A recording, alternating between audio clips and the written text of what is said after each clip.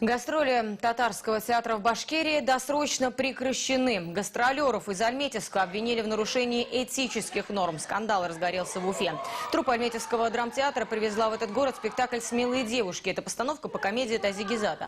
По словам артистов, башкирскую публику возмутила сцена, где татарский врач указывает башкирскому шакирду на необходимость тщательно соблюдать гигиену.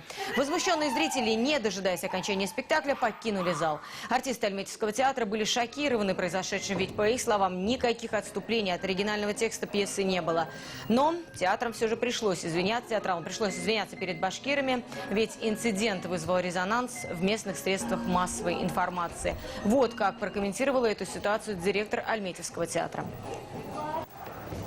Но мы над собой там смеемся, над его семьей, над его алчностью, над его таким, значит, безнравственностью мусульманского этого тогдашнего деятеля. Это индивидуальность крайне, так мы будем говорить.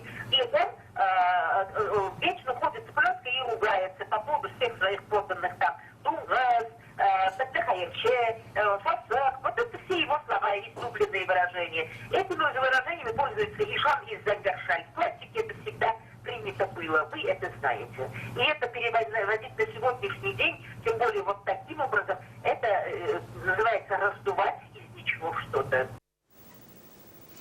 И обсуждение инцидента перешло на правительственный уровень. Сегодня Министерство культуры Татарстана заявило о том, что приносит свои извинения зрителям Башкирии и сообщает, что сделает соответствующие выводы, которые касаются прежде всего предварительного согласования сценария с принимающей стороной для того, чтобы учесть все особенности менталитета зрителей.